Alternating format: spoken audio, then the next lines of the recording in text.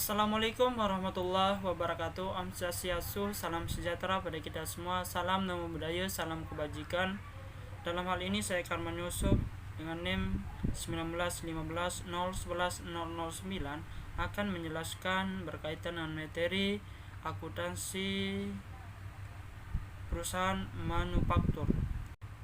Akuntansi perusahaan manufaktur adalah perusahaan yang kegiatannya mengolah bahan baku menjadi barang jadi kemudian menjual barang jadi tersebut.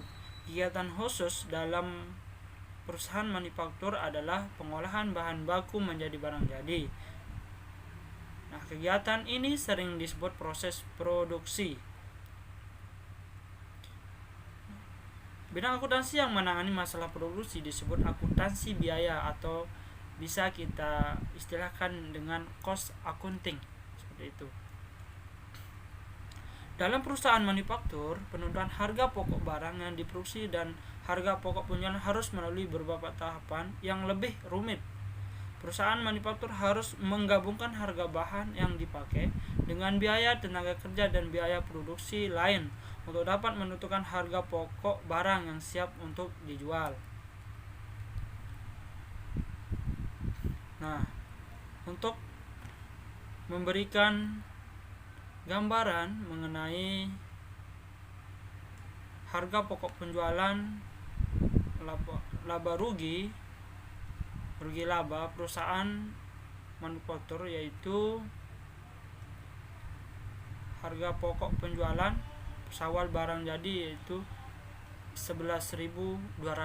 Nah, harga pokok produksi atau harga pokok produksinya yaitu 170.500. Nah, barang tersedia dijual sebesar 151.700 rupiah. Nah, pas akhir barang jadi 10.300.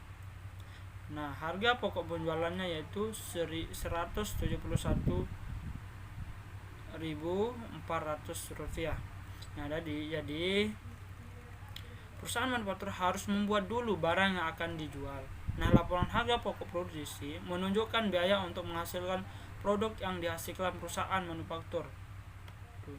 Nah, catatan dan teknik yang digunakan dalam akuntansi untuk biaya-biaya ini menyebabkan timbulnya karakteristik akuntansi perusahaan manufaktur, seperti itu.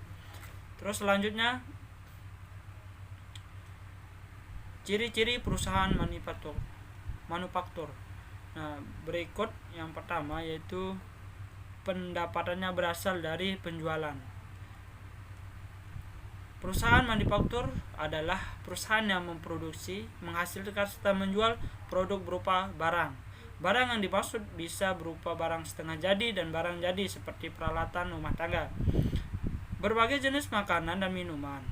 Nah, karena melakukan penjualan berupa barang, maka pendapatan utama perusahaan memperolehnya dari penjualan produk barang yang menghasilkannya.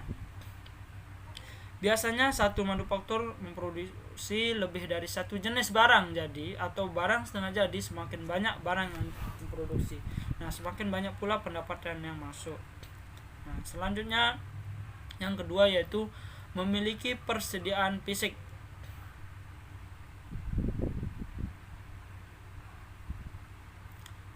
Produk yang menjual oleh perusahaan manufaktur adalah barang berwujud yang dapat dilihat dan diraba, sehingga perusahaan ini memiliki persediaan produk secara fisik. Persediaan produknya bisa berupa persediaan barang jadi yang siap menjual atau persediaan barang setengah jadi atau barang dalam proses yang nantinya akan memproses kembali menjadi barang jadi. Nah, stok barang pun juga harus selalu update agar proses produksi tidak terganggu. Nah, itu aktivitas perusahaan manufaktur. Nah, di sini sesuai dengan pengertiannya, aktivitas operasional utama dari perusahaan manufaktur adalah melakukan kegiatan produksi, yaitu mengolah bahan baku atau barang mentah menjadi barang setengah jadi atau barang jadi.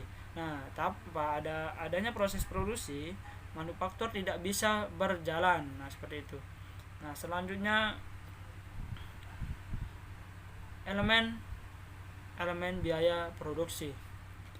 Nah, dalam proses produksi untuk menghasilkan suatu produk, perusahaan manufaktur biasanya mengeluarkan berbagai macam biaya. Nah, biaya yang beraneka ragam tersebut dapat dikelompokkan menjadi 3 golongan besar, yakni bahan langsung, tenaga kerja langsung, dan overhead pabrik. Nah, di sini saya akan jelaskan satu persatu, yaitu yang pertama yaitu bahan langsung.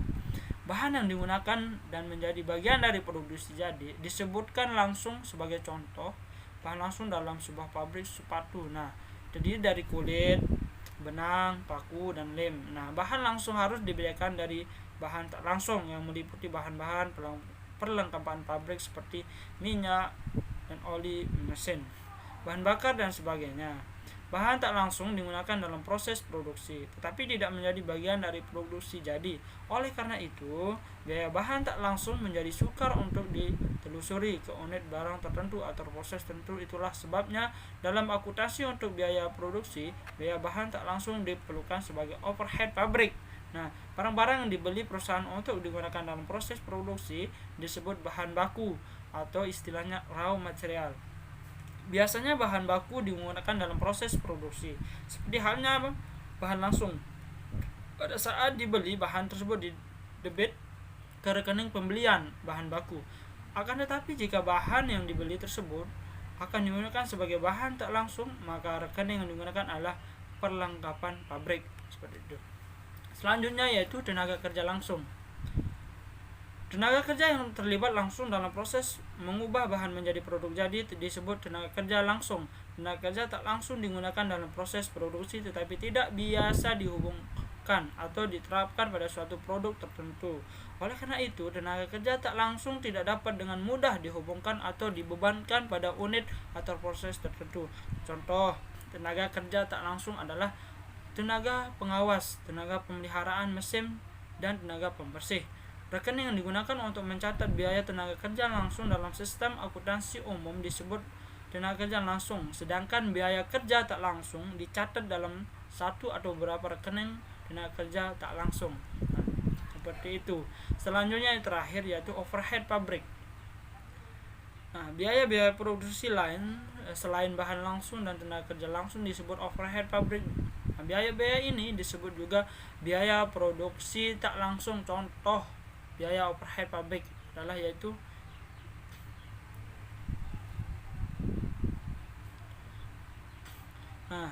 seperti yang di slide, yaitu contoh overhead pabrik, yaitu yang pertama tenaga kerja tak langsung, itu bahan tak langsung. Tenaga kerja tak langsung itu biaya listrik pabrik, bahan tak langsung biaya gas pabrik, bahan pembersih, bahan pelumas oil, bahan bakar solar, operasi gedung dan peralatan pabrik, asuransi peralatan pabrik, pajak bangunan pabrik, depresiasi mesin dan peralatan, amortisasi hak paten, penghapusan alat-alat kerja kecil, asuransi tenaga kerja, pajak penghasilan tenaga kerja, dan pabrik. Nah, seperti itu. Selanjutnya biaya produksi. Nah, kita istilahkan dengan production cost. Adalah biaya yang dibebankan dalam proses produksi selama satu periode. Nah, biaya ini terdiri dari persediaan barang dalam proses awal ditambah biaya pabrikasi yaitu manufacturing cost. Kemudian dikurangi dengan persediaan barang dalam proses akhir. Biaya pabrikasi adalah semua biaya yang berhubungan dengan proses produksi. 3 komponen biaya yang terdapat dalam biaya produksi adalah biaya bahan baku, biaya tenaga kerja langsung, dan biaya overhead.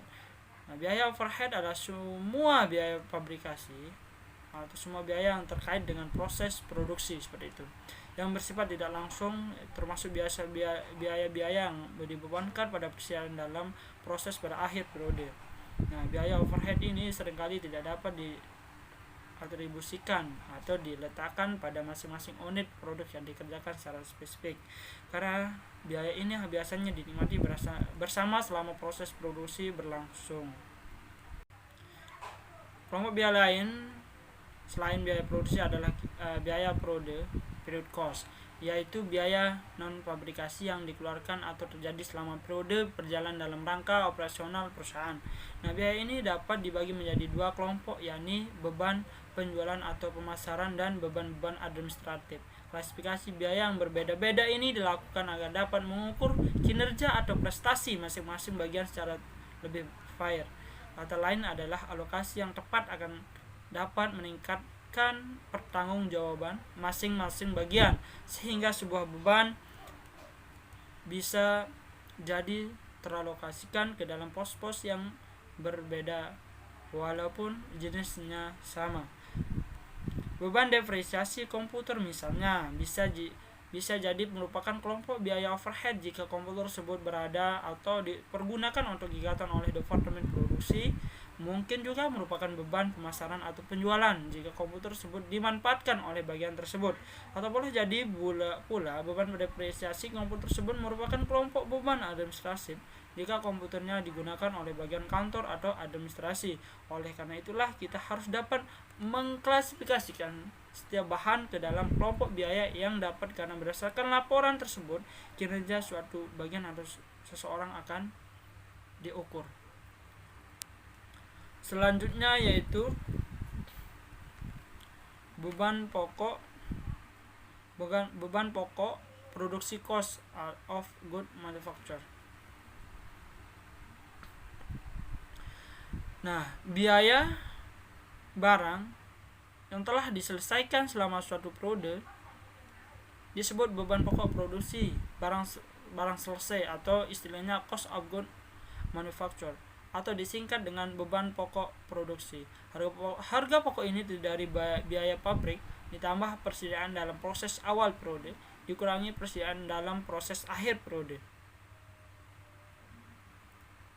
Beban pokok produksi selama suatu periode dilaporkan dalam laporan harga produksi, istilahnya cost of good manufacture statement. Nah, laporan ini merupakan bagian dari bahan pokok penjualan dengan istilah cost of goods sold. Akuntansi perusahaan manufaktur seperti telah dijelaskan, siklus akuntansi meliputi tahap pencatatan dan tahap pengiktisaran yang terdiri dari yang pertama tahap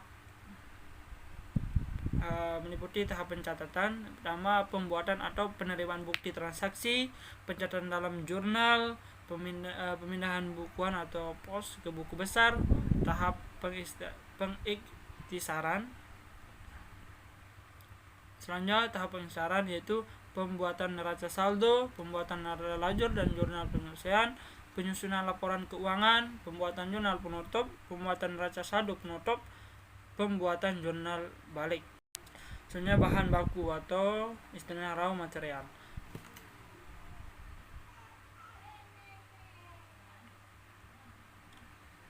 Pembelian bahan baku seperti halnya perusahaan dagang dicatat dalam buku pembelian atau untuk pembelian kredit. Nah, dan buku pengeluaran kas untuk pembelian tunai. Pembayaran hutang yang bersangkutan dicatat dalam buku pengeluaran kas. Di buku besar, pembelian bahan baku dicatat dalam rekening pembelian dan rekening-rekening lain yang berhubungan, misalnya potongan pembelian serta pembelian retur dan pengurangan harga. Pengeluaran bahan baku dari gudang untuk produksi tidak dicatat.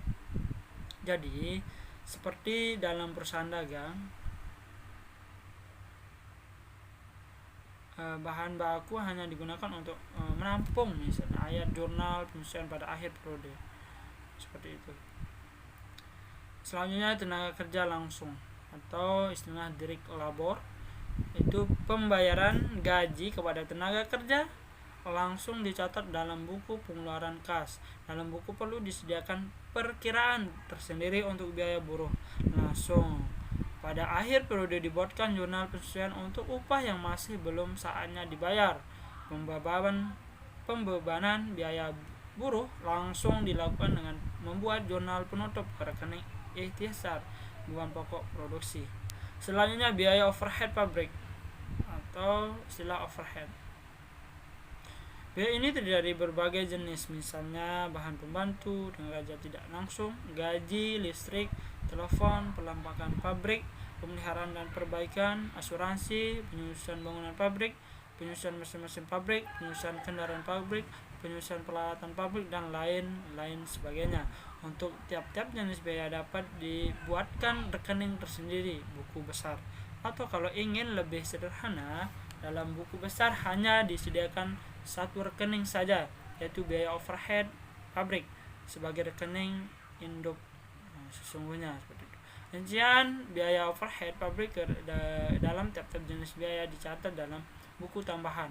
Nah, pembelian biaya overhead pabrik, misalnya pembelian bahan pembantu, dicatat dalam buku pembelian pembayarannya, dicatat dalam buku pengeluaran kas. Pembebanan biaya overhead pabrik ke dalam produksi dilakukan dengan membuat jurnal penutup atas rekening yang bersangkutan.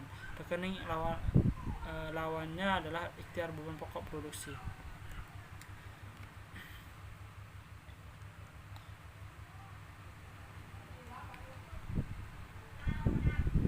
Selanjutnya, persediaan dalam proses,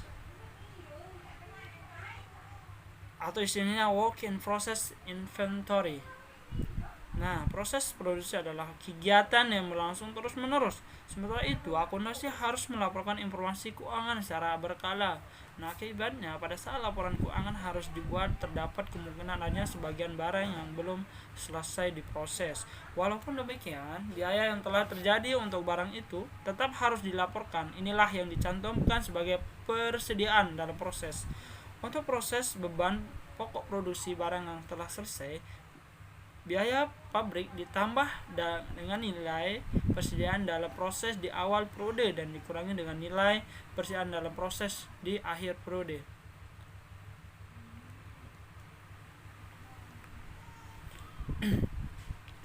Nah, persediaan dalam proses baik di awal maupun akhir periode diperoleh dengan jalan melakukan penghitungan fisik untuk sementara. Nah, jangan diperhatikan dahulu bagaimana menghitung nilai persediaan dalam proses. Yang perlu diketahui adalah bahwa nilai ini terdiri dari biaya bahan baku, buruh langsung, dan biaya pabrik yang telah terjadi sampai dengan saat dilaporkan. Untuk mencatat nilai persediaan dalam proses, dibuatkan rekening yang diberi nama persediaan dalam proses. Pada akhir periode dibuat jurnal penyesuaian untuk menghilangkan persediaan dalam proses awal dan membebankannya ke proses produksi. Nah, sementara itu, jurnal penyesuaian lain untuk menimbulkan persediaan dalam proses yang ada pada akhir periode. Rekening lawan yang digunakan dalam jurnal penyesuaian disebut adalah ikhtiar beban pokok produksi, seperti itu. Nah, selanjutnya yaitu laporan keuangan. Laporan keuangan perusahaan manufaktur hampir sama dengan laporan keuangan perusahaan dagang. Nah, perbedaannya terletak pada bagian aktiva lancar dan rahasia dan harga pokok penjualan di laporan rugi laba. Nah, seperti itu. Nah, selanjutnya neraca.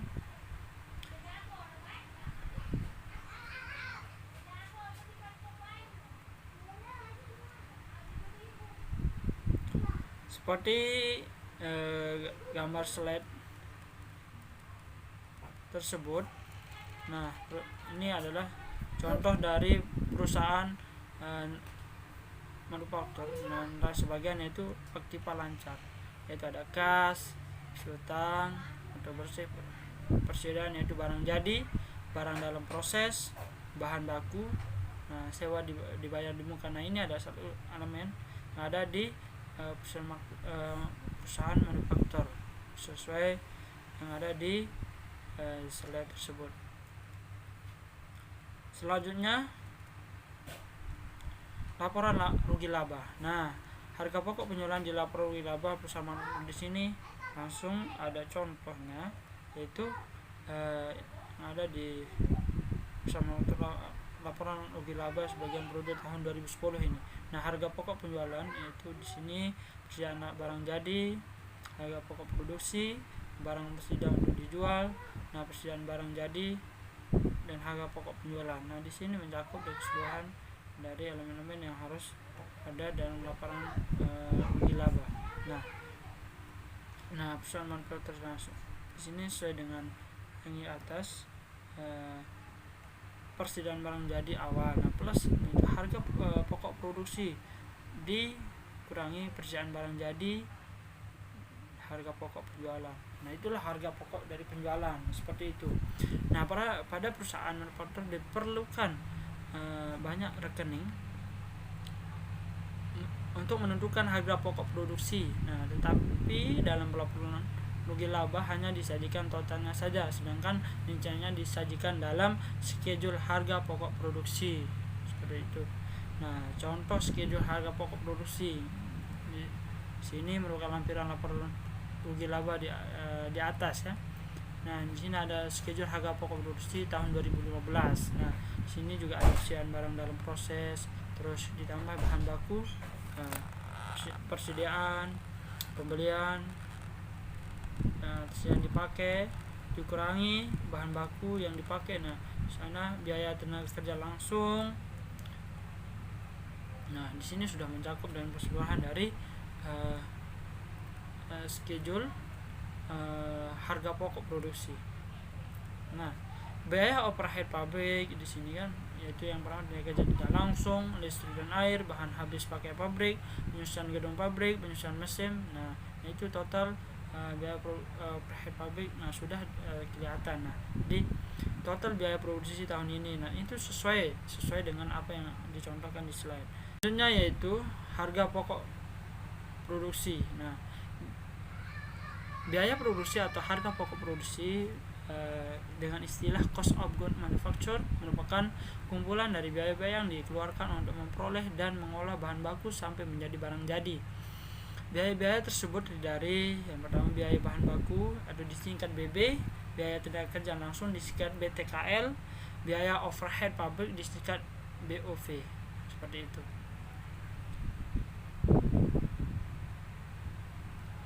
Nah, selanjutnya biaya bahan baku.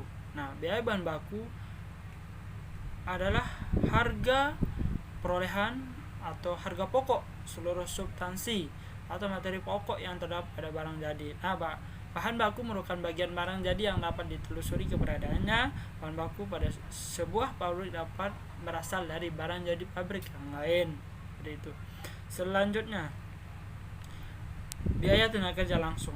Nah, tenaga kerja langsung adalah tenaga kerja yang memiliki kinerja langsung terhadap proses pengolahan barang, baik menggunakan kemampuan fisiknya maupun dengan bantuan mesin.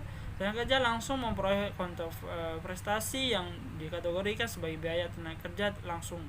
Jadi, biaya tenaga kerja langsung adalah semua konversi yang diberikan kepada tenaga kerja langsung.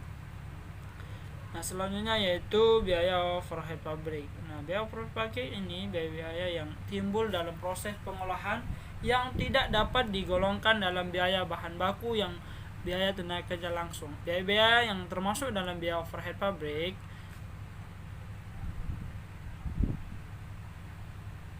satu, biaya tenaga kerja tidak langsung seperti upah pengawas, mandor, mekanik, bagian reparasi dan lain sebagainya.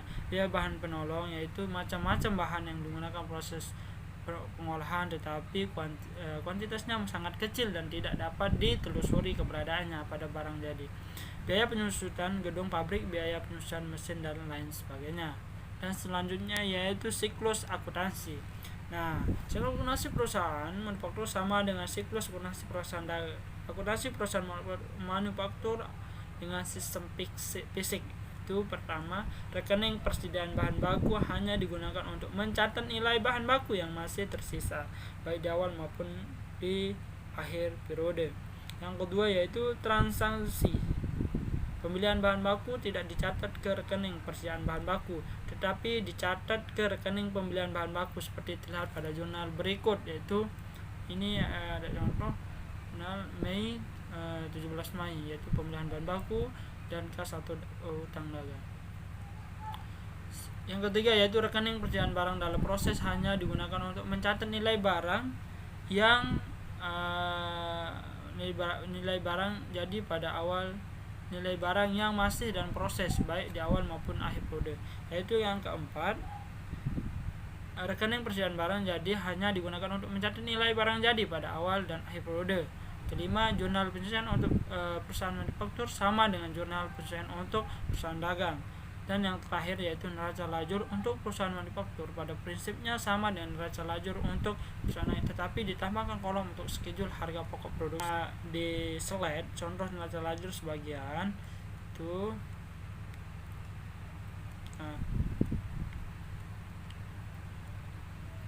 Ini periode tahun 2010, yaitu di sini ada nomor rekening, debit kredit, harga pokok produksi, laporan rugi laba, neraca. Nah, sini juga nama rekening persediaan barang jadi, persediaan barang dalam proses, persediaan bahan baku, pembelian bahan baku, biaya tenaga kerja langsung, biaya tenaga kerja tak langsung, biaya listrik dan air, biaya bahan habis pakai, biaya penyat gedung pabrik, biaya penyusutan mesin, biaya pemasaran dan penjualan. Nah, di sini juga di harga pokok produksi seperti itu. Nah, itu selanjutnya yaitu jurnal penutup. Jurnal penutup untuk perusahaan manufaktur berbeda dengan dalam perusahaan manufaktur. Rekening harga pokok produksi digunakan untuk menutup semua rekening yang akan dilaporkan di schedule harga pokok produksi. Nah, saldo rekening ini kemudian ditransfer ke rekening ikhtisar rugi laba seperti itu. Nah, contohnya yaitu sesuai yang ada di slide, bahwa di sini mencangkup pada tanggal 31 Desember mencakup harga pokok produksi di sini yaitu persediaan barang dalam proses, bahan baku, pembelian bahan baku, biaya tenaga kerja langsung, biaya tenaga kerja tak langsung, biaya listrik dan air, biaya bahan habis pakai, biaya penyusutan gedung pabrik, biaya penyusutan mesin. Nah, di sini untuk menutup rekening-rekening persediaan bahan baku awal, barang dalam proses awal, dan rekening biaya produksi seperti itu. Nah, selanjutnya persediaan barang dalam proses di sini. Nah, dalam proses di sini persediaan bahan baku, harga pokok produksi mencakup. Nah, terus persediaan barang jadi, penjualan, ikhtisar rugi laba, terus ikhtisar rugi laba, persediaan barang jadi, harga pokok produksi, seperti itu sudah. Jadi inilah contoh dari jurnal penutup dalam perusahaan manufaktur seperti itu. Nah, berkaitan dengan apa yang telah saya jelaskan berkaitan dengan akuntansi perusahaan manufaktur, dapat kita simpulkan bahwa berdasarkan pengamatan kita selama sudah mencari isu kala ini, bahwa perusahaan manufaktur adalah perusahaan yang memproduksi barang dari bahan baku, bahan setengah jadi, sampai dengan barang jadi yang siap untuk dijual. Nah, setiap perusahaan manufaktur harus menghitung HPP-nya, yaitu harga pokok penjualan, dengan cara BBB plus BTKL plus BOV. Nah, setiap data laporan keuangan perusahaan manufaktur harus valid, akurat, dapat dipercaya, dan ada buktinya. Seperti itu. Jadi seperti itu penjelasan dari saya berkaitan dengan akuntansi perusahaan manufaktur.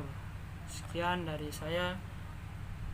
Kalau ada yang ditanyakan, dipersilakan. Wassalamualaikum warahmatullahi wabarakatuh. Terima kasih.